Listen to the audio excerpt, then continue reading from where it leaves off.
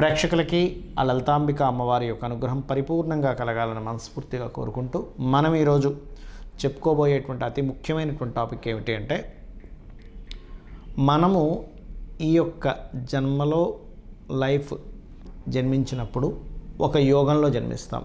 అది పర్టికులర్గా పూర్వజన్మ కర్మ.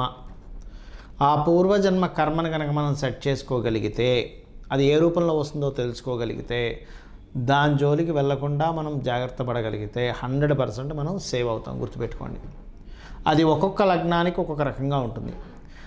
బట్ నేను మీకు ఇప్పుడు చెప్పేది ఒక్కొక్క లగ్నాన్ని బట్టి జనరల్గా చెప్తాను. బట్ పర్సనల్ చార్ట్లో ఆ యొక్క పూర్వజన్మ కర్మకారకుడు కాంబినేషన్స్ని బట్టి మారుతూ ఉంటుంది. అది అద్భుతమైన యోగాన్ని ఇస్తుంది, ఒకసారి డౌన్ఫాల్ని చేస్తుంది. అయితే ఇప్పుడు నేను మీకు చెప్పబోయే దాంట్లో ఏంటంటే, కొన్ని అంశాల జోలికి వెళ్ళకపోవడం వల్ల, కొన్ని చేయడం వల్ల మీరు పూర్వజన్మ కర్మ యొక్క ప్రభావాన్ని చాలా మటుకు తగ్గించుకోగలుగుతారు, హ్యాపీగా ఉండగలుగుతారు. ఒక్కొక్క లగ్నం గురించి మనం తెలుసుకుందాం. మకర లగ్నము, మకర రాశి.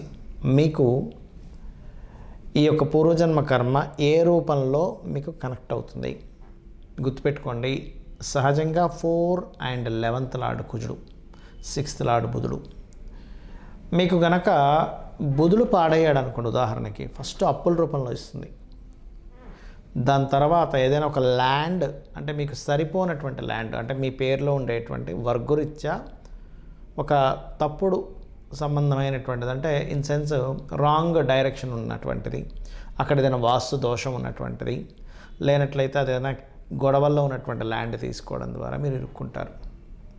ఒక్కొక్కసారి కొంతమంది చిన్న వయసులో వచ్చినప్పుడు చదువు మీద చూపిస్తుంది, లేదా దెబ్బలు తగలడం మీద చూపిస్తుంది, యాక్సిడెంట్ ప్రోన్ మీద కూడా చూపిస్తుంది సమ్టైమ్స్.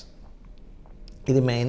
మీ మకర లగ్నంలో పుట్టారు అంటే మీరు ల్యాండ్ కొనుగోలు చేసే అంశంలో చాలా కేర్గా ఉండాలి. అప్పుడు కూడా ఏమిటి, ఈ కుజుడు పరిస్థితి ఎలా ఉందో చూడండి, పోర్ట్ఫోలియో ఎలా వచ్చిందో చూడండి. ల్యాండ్కి వచ్చేటువంటి 4th house, 4th lord, 4th portfolio తీసుకున్న ప్లానెట్, పోర్ట్ఫోలియో ఇంకో ప్లానెట్ తీసుకుంటుంది ఎప్పుడు కూడా. డైరెక్ట్గా కనబడే గ్రహాలు కాకుండా ఒక గ్రహం మరొక గ్రహానికి పోర్ట్ఫోలియో అందిస్తుంది. దాన్నే మనకి పరాశర మహర్షి ఆత్మ సంబంధినో ఏచ ఏ నిజ సదార్మిన దశాంతర్దశాశ్వేవ దిశంతి స్వదశాఫలం అన్నాడు ఆయన. కాబట్టి ఇది ఖచ్చితంగా దీన్ని చూడండి. అయితే ఎప్పుడైనా కుజుడు పాడయ్యాడంటే కొంచెం ల్యాండ్స్ జోలికి, మీ పేరు మీద కాకుండా ఏదైనా ల్యాండ్ తీసుకోవడం, మీ జీవిత భాగస్వామి పేరు మీద లేదా మీ పిల్లల పేర్ల మీద తీసుకోండి. కుజుడు పాడయ్యాడు, 4th పోర్ట్ఫోలియో పాడైంది, దూరంగా ఉండండి.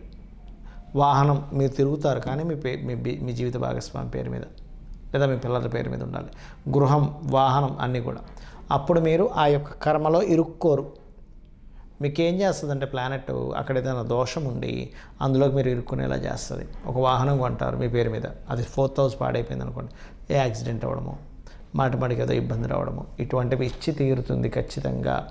కాబట్టి ఈ యొక్క విషయాలు జాగ్రత్తగా ఉంటూ, వీలున్నప్పుడల్లా కూడా గోవులకి క్యారెట్స్ తినిపించడము, కాస్త గోంగూర తినిపించడము.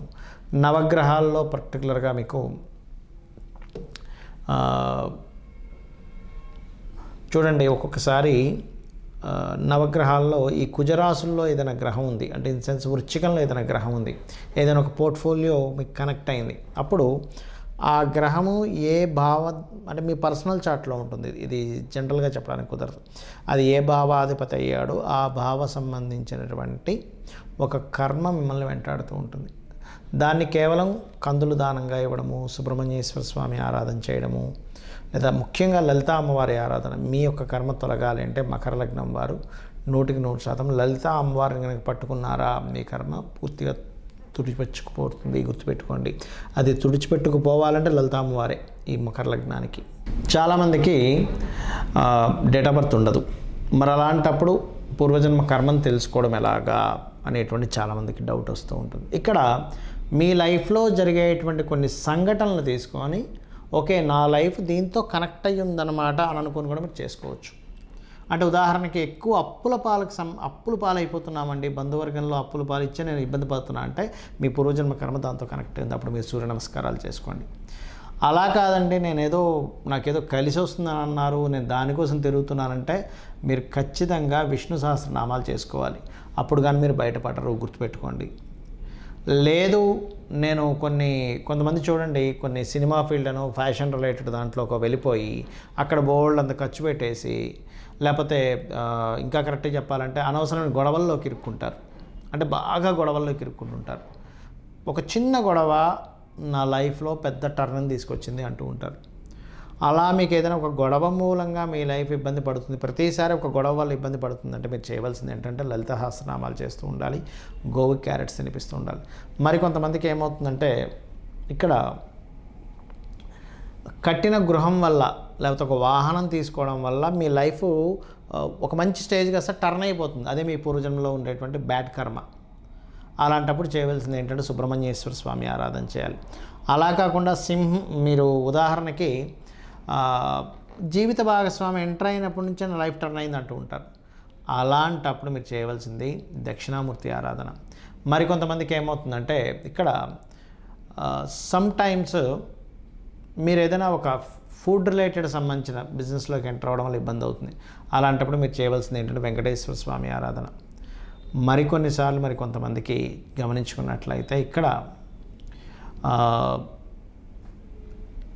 గవర్నమెంట్ రిలేటెడ్ వాటి మూలంగా గవర్నమెంట్ కాంట్రాక్ట్ చేయడం వల్ల మీ లైఫ్ తలకిందులు అవుతూ ఉంటుంది. అలాంటప్పుడు కూడా మీరు కాళికా అమ్మవారి ఆరాధన చేస్తే బయటపడగలుగుతారు. మరియు మరికొంతమందికి షేర్ మార్కెటింగ్ ద్వారా కూడా పోతూ ఉంటుంది. ఆర్ సంథింగ్ కొన్ని లైఫ్లో అంటే ఒక్కొక్కసారి ఒక బిజినెస్ చేశాను సార్, అద్భుతమైన వేవ్లోకి వెళ్ళాను, మళ్ళీ డౌన్ఫాల్ అయ్యాను అంటాడు. అలాంటి వాళ్ళు ముఖ్యంగా దత్తాత్రేయుడు ఆరాధన చేసుకోవాలి. మరికొంతమందికి ఏంటంటే వివాహం ద్వారా ఇబ్బంది వస్తుంది. ఒక జీవిత భాగస్వామి ఎంటర్ అయినప్పటి నుంచి లైఫ్ బాగా ఇబ్బంది పడింది అంటే మీరు లక్ష్మీనరసింహస్వామి ఆరాధన చేసుకోండి. మరికొంతమందికి అప్పులు చేయడం ద్వారా ఇబ్బంది వస్తుంది. అలాంటి వారు శ్రీమాత్రే నమః చేసుకోవాలి. మరికొంతమందికి ఎట్లా ఉంటుందంటే వారికి తల్లితోనే విభేదాలు ఉంటాయి. అటువంటి వారు విష్ణు సహస్రనామాలు, తండ్రితో ఇబ్బంది ఉందండి, గవర్నమెంట్ వ్యక్తులతో ఇబ్బంది ఉంది అనుకునేటువంటి వారు రాజరాజేశ్వరి అమ్మవారి ఆరాధన చేసుకోవాలి. అంటే ఇవన్నీ ఎందుకంటే మీ యొక్క ప్రాబ్లంను బట్టి కూడా ఉంటుంది. ఒక్కోసారి పూర్వజన్మ కర్మ కనెక్ట్ అయ్యి, ఇది గుర్తుపెట్టుకోండి. అలాగే ఒకటే గుర్తుపెట్టుకోండి, మీ పూర్వజన్మ కర్మ ఎలా ఉన్నా, మీ వాస్తు పరిస్థితులు ఎలా ఉన్నా, మీరు ప్రతిదానికి కూడా ఒక మార్గం ఉంటుంది. ఆ మార్గాల్లో గొప్ప మార్గం ఏమిటి అంటే లలిత అమ్మవారి యొక్క స్తోత్ర పఠనం చేయడము. ఈ విశ్వం మొత్తం నిండున్నటువంటి కనిపిస్తున్న ప్రతిదీ కూడా ఈశ్వరమయం, ఆ విష్ణుమయం అని అనుకుంటూ అందులో ఉండేటువంటి శక్తి ఎవరైతే ఉన్నారో లలితాంబిక అమ్మవారు అని చెప్పి మీరు గుర్తించినట్లయితే 100% మీరు ఈ కర్మ నుంచి బయటపడగలుగుతారు. దీంతో పాటు కొన్ని అలవాట్లు చేసుకోండి. ఉదయం నిద్ర లేచిన వెంటనే కూడా కాసేపు ధ్యానంలో ఉండండి. ఒక half an hour 40 minutes minimum ధ్యానం చేయండి. ఖచ్చితంగా ఏదైనా ఒక ఆలయానికి రెగ్యులర్గా వెళ్ళడం ప్రాక్టీస్ చేసుకోండి, మీ ఇంటి దగ్గరలో ఉండే ఆలయాలకి. అదేవిధంగా వీలున్నప్పుడల్లా ఏదో ఒక మొక్కను నాటండి. ఇవన్నీ కూడా మీ పూర్వజన్మ కర్మలు తగ్గిస్తాయి. వారానికి ఒక్కసారైనా గోశాలకు వెళ్ళడం మీరు చేయండి.